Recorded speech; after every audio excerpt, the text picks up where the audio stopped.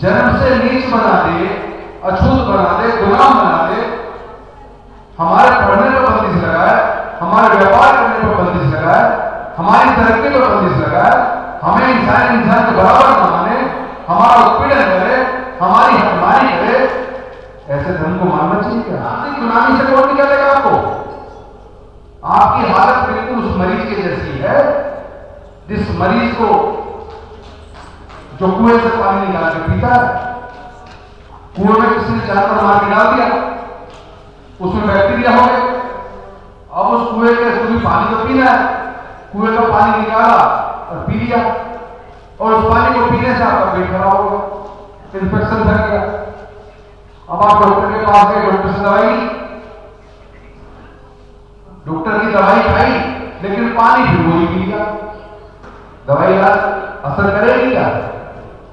हमारे पूरे समाज की सबसे बड़ी दुर्गति का कारण यह है कि हम लोग पहली बात तो बीमारी को समझते नहीं, बीमारी के कारण को जानते नहीं, और जान ले तो उसका ठीक से इलाज नहीं करते। अगर हमें पता है ये अंधविश्वास और पाखंडवाद यही हमारी बीमारी का कारण है। तमाम तरह की जो डॉक्टर को लगता है कि जांचों से पता लग जाएगा बीमारी को, जांच होगी ना। अब आपकी ब्लड की जांच की और जांच करके पता लगा आपको टाइफाइड है, दवाई किसी और चीज की दे देते हैं टाइफाइड, तो टाइफाइड की दवाई देंगे तो ठीक हो जाएगा। तो यही हमारे साथ हो रहा है। बीमारी हमें है, बीमारी का कारण जानिए और इलाज में लगे। मुझे आप एक बात बताओ, आप बताओ बेटी, अगर मंदिर में चढ़ावा चढ़ाना बंद कर दो तो पुजारी ठहरेगा मंदिर में या भग जाएगा छोड़ के? ताले लग जाएंगे ना, लॉकडाउन में लगे थे ना, ताले लग गए तो मास्क लगा दिया। इसका मतलब क्या है? चलो दूसरे तरीके से समझाता हूं। ये हमारे हरियाणा से आई है, आपसे पूछता हूं, आपकी शादी हुई तो किसी पंडित से डेट दिखवाई होगी भाई? ज्यादातर 99% दिखवाते हैं, 99% दिखवाते हैं, कुंडली वुंडली मिलवाते हैं। क्या जो पंडित से डेट दिखवाई जाती है, शादी की कुंडली मिलवाई जाती है, वो कहता है सारे नक्षत्र ठीक है, बढ़िया सफल रहेगी मेरी? क्या ऐसी शादियों में झगड़े नहीं होते? अगर झगड़ा फिर भी हो जाए, फिर भी तलाक तक न बता जाए, फिर भी एट्रोसिटी एक्ट में 498 406 का दहेज उत्पीड़न का केस दर्ज हो जाए, तो केस एक दूसरे पे करने के बजाय ब्राह्मण पे क्यों नहीं करते? जिसने तुम्हारे सारे नक्षत्र मिला के दे दिए और उसने कह दिया कि तुम्हारे सारे नक्षत्र ठीक है, बिल्कुल कुंडली मेल खा गई, 36 के 36 गुण मिल गए, बहुत सफल रहेगी शादी, और फिर और उसके पैसे भी लिए उसने। भाई डॉक्टर को दिखाते हो, बीमारी इलाज करवाते हो, दवाई लेते हो, ठीक होते हो, पैसे देते हो उससे। तो ऐसे ब्राह्मण से जब आप कुंडली मिलवाते हो, शादी की डेट भी करवाते हो, तो उसे भी पैसे देते हो। तो जब पैसे देने के बाद भी शादी बिगड़ गई, दहेज का मुकदमा दर्ज हो गया, या फिर लड़की ने सुसाइड कर दिया, 304 भी बन गई, तो केस एक दूसरे पर करने के, तो उस पर क्यों नहीं करते? जिस आदमी ने पैसे लेकर सारे 36 गुण मिलवाकर आपको ओके कर दिया, इसका मतलब यह है कि वो बेवकूफ बना रहा, उसको चाहता जाता नहीं है। ठीक है, गलत है?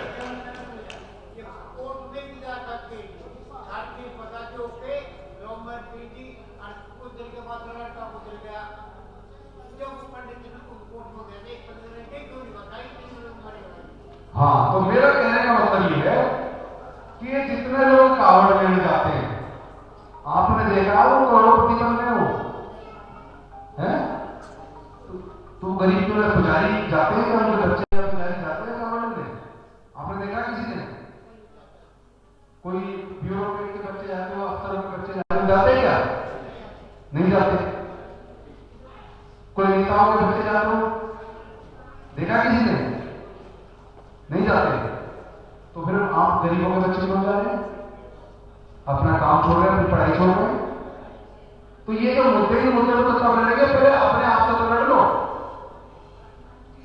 आप लोगों को मानसिक गुलामी आपके दिमाग में बैठ गई है उस मानसिक गुलामी से कौन निकालेगा आपको?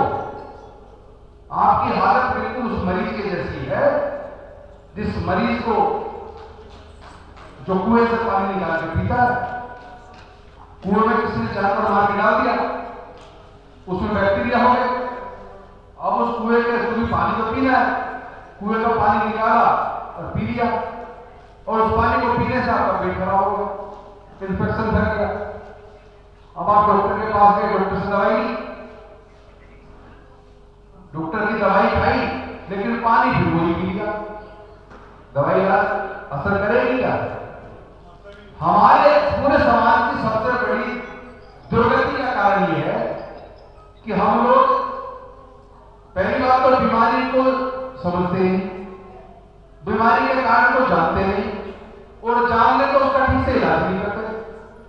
अगर हमें पता है ये अंधविश्वास और पाखंडवाद यही हमारी बीमारी का कारण है। जो धर्म हमें जन्म से नीच बना दे, अछूत बना दे, गुलाम बना दे, हमारे पढ़ने पर बंदिश लगाए, हमारे व्यापार करने पर बंदिश लगाए, हमारी तरक्की पर बंदिश लगाए, हमें इंसान के बराबर न माने, हमारा उत्पीड़न करे, हमारी हकमारी करे, ऐसे धर्म को मानना चाहिए क्या? नहीं मानना चाहिए ना। तो फिर हम क्यों मान रहे हैं? हम बात 85 की कर रहे हैं, बहुजन समाज 85% है, 85% के हक मारे जा रहे हैं, 85% का शोषण हो रहा है। ये शोषण हो क्यों रहा है? कभी सोचा है? इसलिए सोचा है कि वो जो बोल रहे हैं ना, बटोगे तो बटोगे, तो तुम बटे हो तो कट रहे हो। जैसा कि वो बोल रहे थे हमारे साथी यादव जी, ये सब क्लासिफिकेशन करके जातियों में भी बंटवारा कर दिया, शेड्यूल कास्ट में भी आरक्षण में बंटवारा कर दिया। यानी पहले ये काटो फिर आपस में झगड़ा करवाओ। मैं पूछना चाहता हूं, हमारी हजारों साल की गुलामी किसने तोड़ी? जब हमारे साथ जुल्म होता था, हमारी बहन बेटी की इज्जत लूटी जाती थी, और जब हम विरोध करते थे इज्जत लूटने का तो हमारी बस्ती जला दी जाती थी। कौन लोग थे जो ये काम करते थे? कौन लोग थे वो? वही जो अपना आपको ऊंची जात का कहते वही होते थे ना। तो फिर हम उनकी गुलामी क्यों कर रहे हैं? भाई हमारा आपका एक एग्जाम्पल दे रहा हूं। अगर सपोज करो मेरे को कोई गंभीर बीमारी हो जाए, मैं मान लो ब्राह्मण जाति का हूं, और मेरे को गंभीर बीमारी हो गई, और डॉक्टर मुझे कहे कि तुम्हारा ऑपरेशन होएगा, 20 बोतल खून का इंतजाम करो। अब मैं तो ब्राह्मण हूं, आज तक एक एग्जाम्पल पूरी दुनिया में मिलेगा क्या जिसका ऑपरेशन होना वो ये कहे कि मुझे खून चाहिए 20 बोतल, पर खून केवल ब्राह्मण का स्वीकार करूंगा? होता है क्या ऐसा? तब तो ये कहते हैं जान बचाने कोई भी खून दे दे, बस मेरे लिए तो कोई भगवान है तो मेरे बच्चे की जान बचा दे। सही है गलत है? सही है ना? इसका मतलब कुदरत ने सबको इंसान पैदा किया, इंसान को जानवर का खून नहीं चल सकता, इंसान को केवल इंसान का खून चल सकता है। तो फिर ये जाति किसने बना दी? पूरी दुनिया में जाति नहीं है। कहते हैं पूरी सृष्टि की रचना ब्रह्मा ने की है। भैया ये बताओ, हिंदू धर्म को मानने वाले तो कुछ ही देश हैं, वैसे तो भारतीय है एक दो, बाकी पूरी दुनिया में बौद्ध, क्रिश्चियन और इस्लाम देश जा रहे हैं। क्या वो देश मानते हैं इस बात को कि सृष्टि की रचना ब्रह्मा ने की? मानते हैं क्या? तो फिर ये बेवकूफ किसको बना रहे हैं? सच तो यह है कि हमारी हजारों साल की गुलामी का कारण मनुस्मृति है, और हमारे सारे मुद्दे के हल होने में जो बाधा है वो मनुस्मृति, जातिवाद, ऊंच नीच, छुआछूत और जो सुप्रीमेसी ऑफ कास्ट की मेरी जाति सबसे ऊंची और मैं ही सुप्रीम हूं। तो जो जाति अपने आप को ऊंचा बताया वो तो इंसान कहलाने के लिए लायक नहीं है। सही कह रहा हूं गलत कह रहा हूं?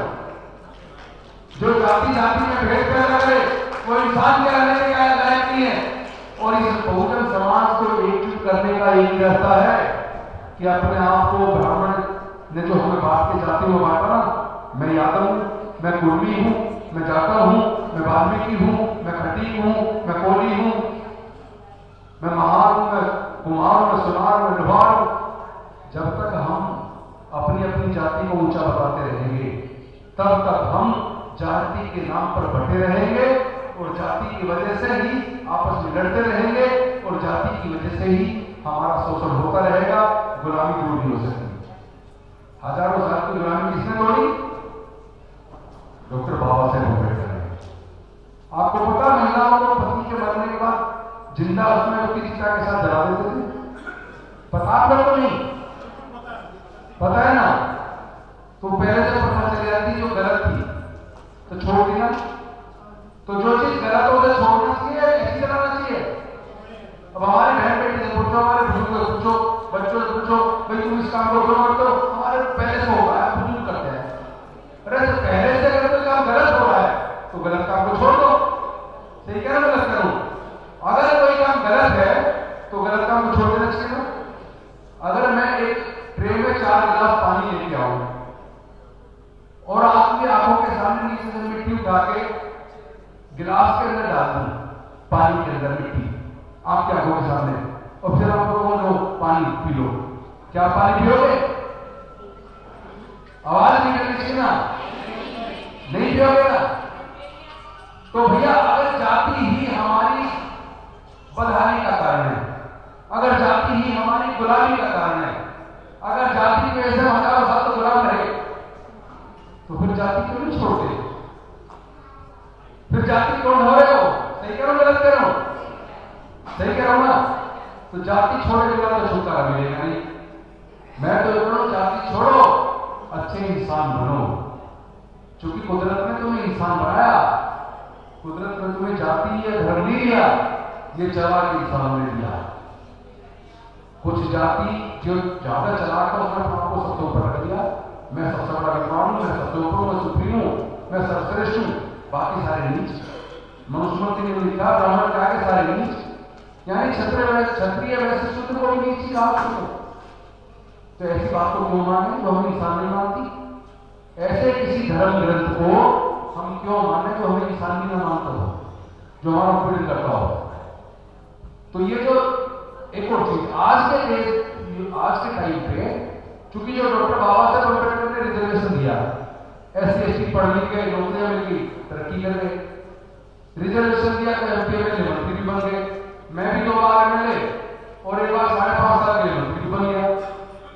लेकिन अगर बाबा साहब रिजर्वेशन ना देते तो क्या बन जाता? अगर डॉक्टर बाबा साहब अम्बेडकर हमारे पढ़ने के रास्ते ना खुलवाते तो क्या ये IAS बन जाते? अगर डॉक्टर बाबा साहब अम्बेडकर रिजर्वेशन ना देते तो क्या राजनीतिक काउंसिलर बन जाते, कि वाइस काउंसिलर बन जाती? तो आज जितने भी हम अच्छी जगह पहुंचे, माता जी, आज जो भी हमें मिला है वो अकेले डॉक्टर बाबा साहब अम्बेडकर का दिया हुआ है। संविधान बन गया है, संविधान खत्म हो गया, मनुस्मृति का राज आया, तो यकीन मानिए दोबारा गुलाम हो जाओगे। पहले हजारों साल गुलामी झेली है, फिर हजारों साल की गुलामी झेलने को तैयार हो जाओ। आज हमारी स्थिति क्या पता कैसे लगेगी? कैसे पता चलेगी? किस जाति के कितने लोग A ग्रुप की नौकरी में है, कितने B ग्रुप की नौकरी में है, कितने C ग्रुप में है, कितने D ग्रुप में है, किस जाति में कितने लोग ग्रेजुएट हैं, कितने इंजीनियर किए हुए हैं, कितने मेडिकल किए हुए हैं, कितने लॉ किए हुए हैं, कितने मैनेजमेंट किए हुए हैं, कितने 6वीं में पढ़ाई छोड़ी, कितने 8वीं में छोड़ी, किस जाति के कितने % लोगों ने 12वीं के बाद पढ़ाई छोड़ी, कितने लोगों ने ग्रेजुएशन के बाद पढ़ाई छोड़ी, ये पता कैसे चलेगा? किस जाति के पास कितनी जमीन है? कौन सी जाति है जिस जाति के पास बिल्कुल भी जमीन नहीं है? जमीन, एक सवाल पूछ रहा हूं माता जी, ये जमीन कोई मां के पेट से बच्चा पैदा होता है, लेके पैदा होता है क्या? है? नहीं, मां के पेट से लेके नहीं आते ना। तो जमीन तो प्राकृतिक है, तो फिर कुछ लोग जमीन के मालिक क्यों है और हमारे और आपके समाज के लोग जमीन के मालिक क्यों नहीं है? सही कह रहा हूं, गलत कह रहा हूं? हमारे समाज के लोग जमीन के मालिक क्यों नहीं है? जब जमीन कोई मां के पेट से लेकर पैदा नहीं होगा तो हमारे समाज के लोग जमीन के मालिक क्यों नहीं है? इस सवाल का जवाब कौन देगा? किससे पूछोगे? और डर है, सब कह रहे डर लगा हुआ है, सब डर रहे हैं। मंत्री डर रहे हैं, एमएलए डर रहे हैं, एमपी डर रहे हैं, जज डर रहे हैं, इलेक्शन कमीशन डर रहा है, सब गुलामी कर रहे हैं डर की वजह से। मैं पूछना चाहता हूं भाई, जब पैदा हुए थे हाथ में कुछ लेके आए थे क्या? और मरने के टाइम पर क्या कुछ लेके जाओगे? तो जब सब यही रह जाना है, क्या एक भी बताओ कोई आदमी अजर मर जो कभी मरे ना? कोई एक आदमी बताओ ये तो मरा ही नहीं आज तक, आज भी जिंदा है, 500 साल पहले भी जिंदा था, आज भी जिंदा है, कोई ऐसा नहीं। तो जब सबको पता मानना सबको है, राजेंद्र गौतम को भी मानना है और नरेंद्र मोदी को भी मानना है, अमित शाह को भी मानना है और चीफ जस्टिस ऑफ इंडिया को भी मानना है, देश के राष्ट्रपति को भी मानना है। एक छोटी सी कील भी साथ नहीं जाएगा देश का प्रधानमंत्री जब मरेगा।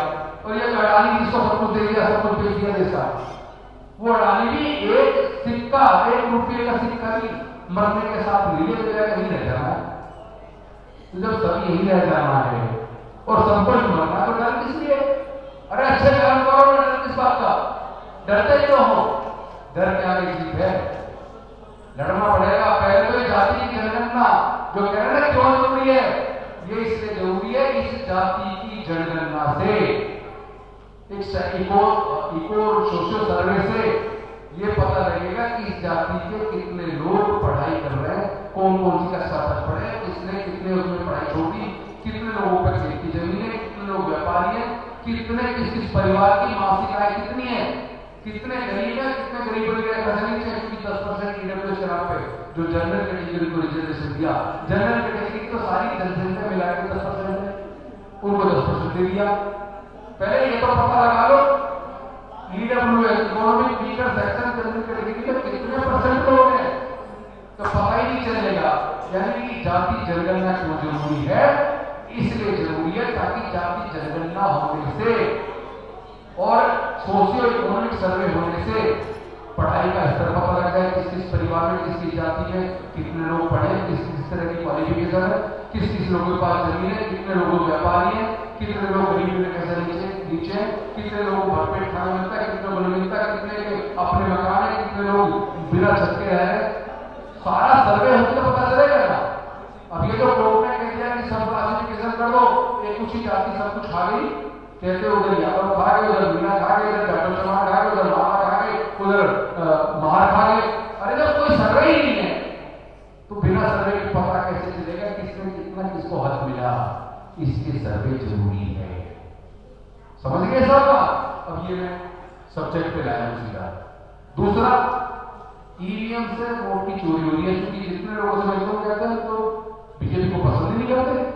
मैं महाराष्ट्र में, पूरे महाराष्ट्र में चला गया, झारखंड में चला गया, बिहार में चला गया, मध्य प्रदेश में चला गया, गुजरात में, पूरे देश में चला गया, और मुझे 20-25% लोग मिलते जो बीजेपी के कट्टर है, लेकिन 75% कहते हैं कि हमें तो बीजेपी पसंद ही नहीं है। 75% लोग कहते हैं कि हमें तो ईवीएम पर भरोसा ही नहीं है, हम वोट तो कहीं और देते हैं, जाके हो रहा है, किसी जा रहा है कि कुछ करो, करें कैसे?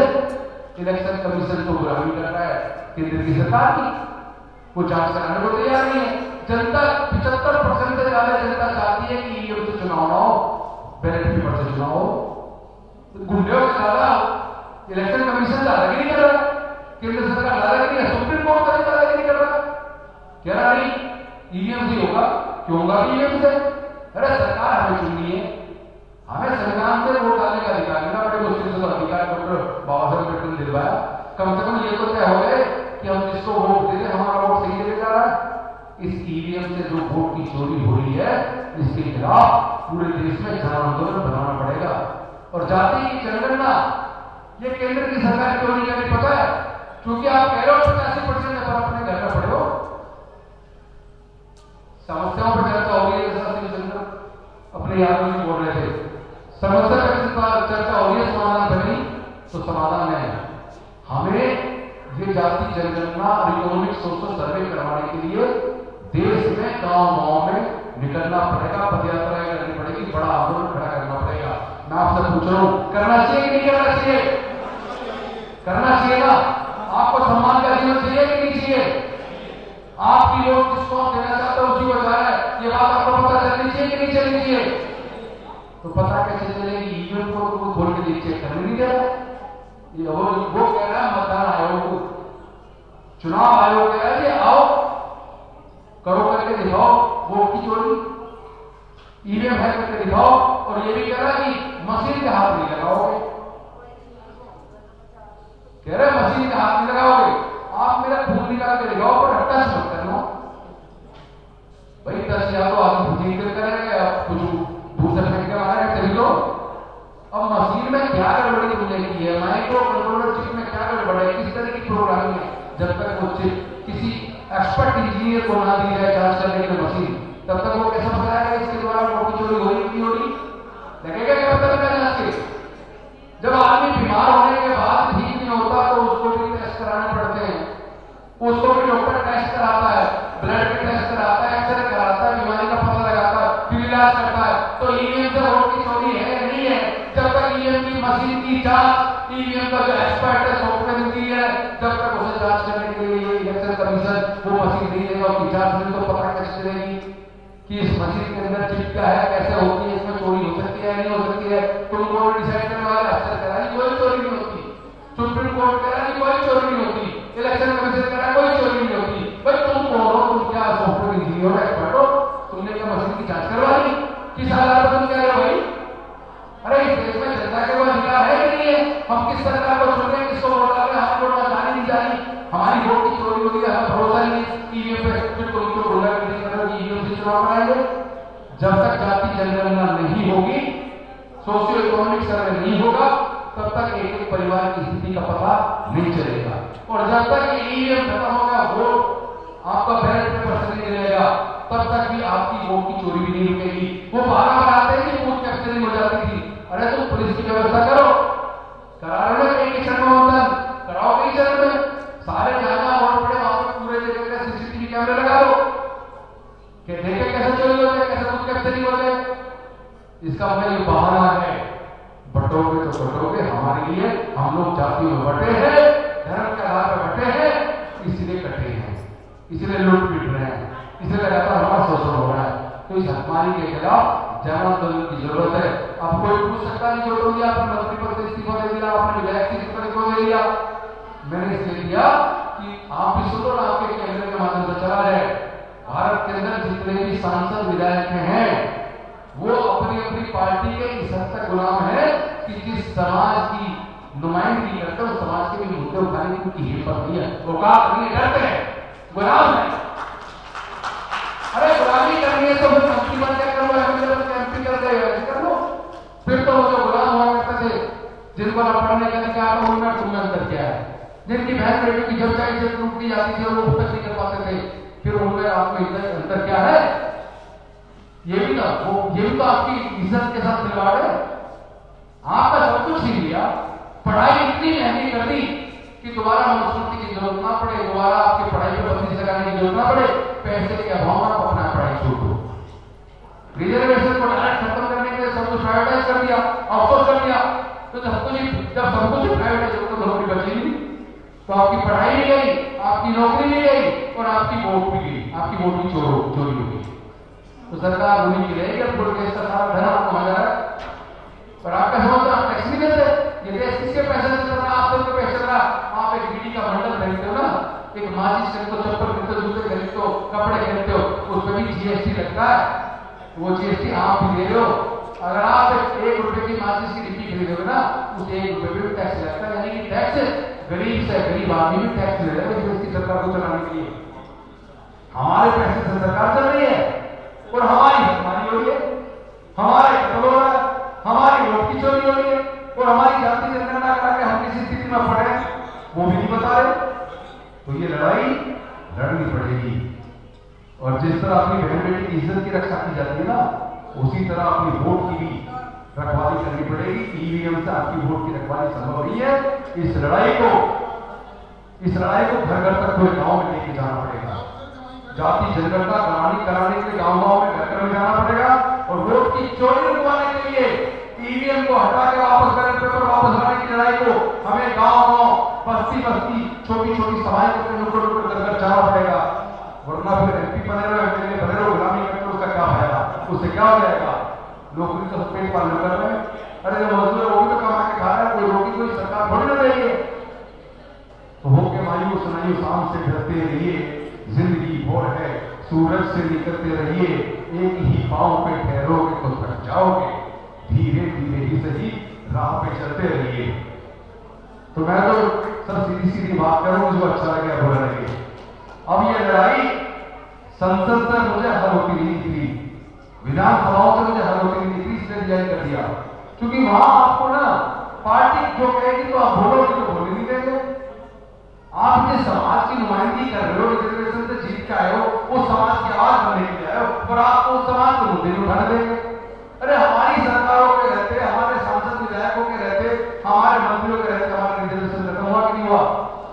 सारे सरकारी पेड़ बिके कि नहीं बिके? तब हमारे नेता नहीं थे।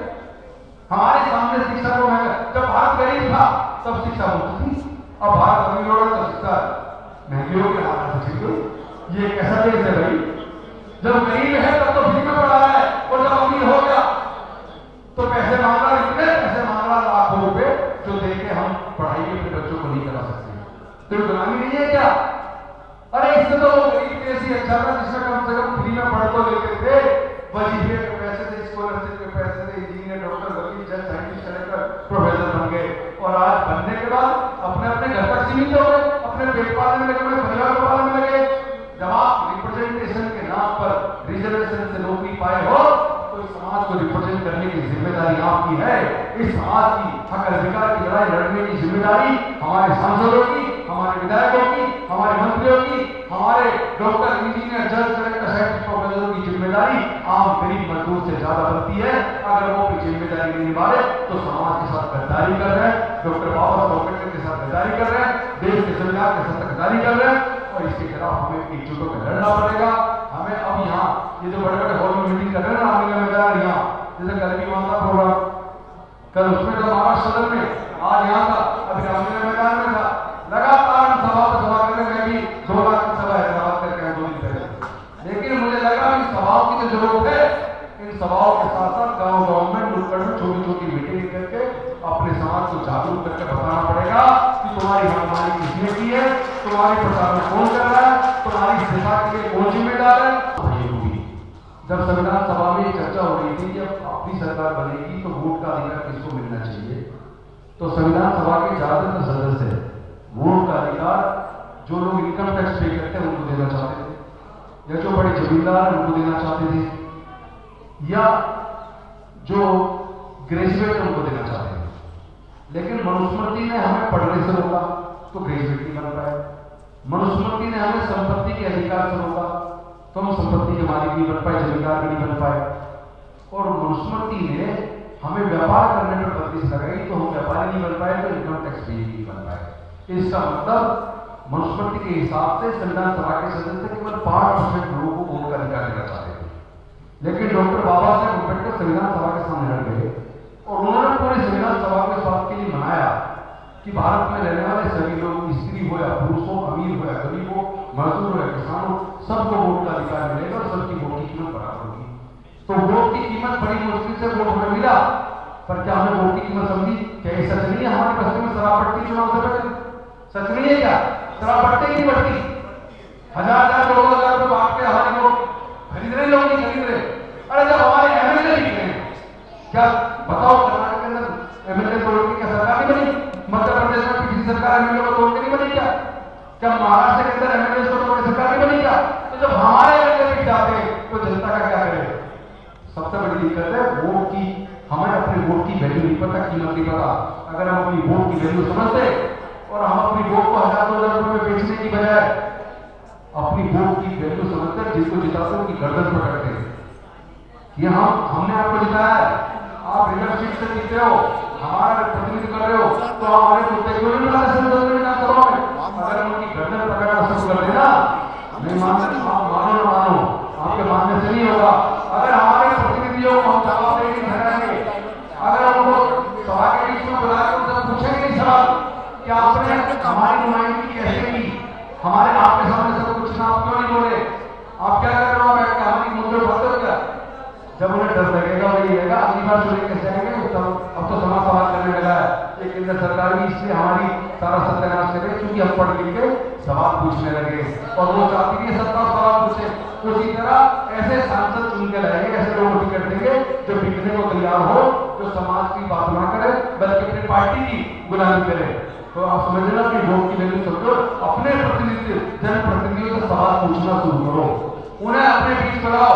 सवाल एक बार बताओ, जब आपने चुना है एक बड़े सर प्लीज ईवीएम का मैंने पहले बता दिया। सुनो, अपने भाषण में हमारा दे देना, आप डिस्टर्ब कर रहे हो सर। क्रॉस आर्गुमेंट मत कीजिए।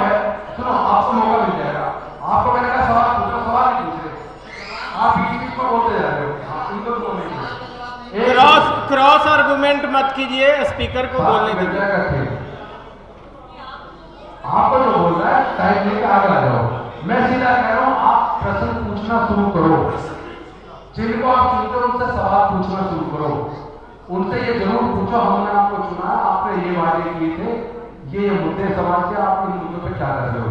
जिस दिन आप ये सवाल पूछना शुरू कर दोगे, मैं गारंटी दे रहा हूं अगले चुनाव लड़ने से पहले दिमाग ठीक हो जाएगा। यही जवाब, उसका कोई जवाब नहीं है, और जवाब बोलते रहो, बुलाओ एक्सपर्ट होने के बाद जवाब मिलेगा, कैसे कर रहे हो आप पूछ। नेशनल दस्तक की आपसे गुजारिश है कि अगर इसको बचाना चाहते हैं तो नेशनल दस्तक को सब्सक्राइब करने के लिए रेड कलर के सब्सक्राइब बटन को दबाएं, फिर बेल आइकन की घंटी दबाएं। नेशनल दस्तक को बचाने के लिए बहुत जरूरी है कि हर खबर को शेयर करें, लाइक करें, कमेंट जरूर करें।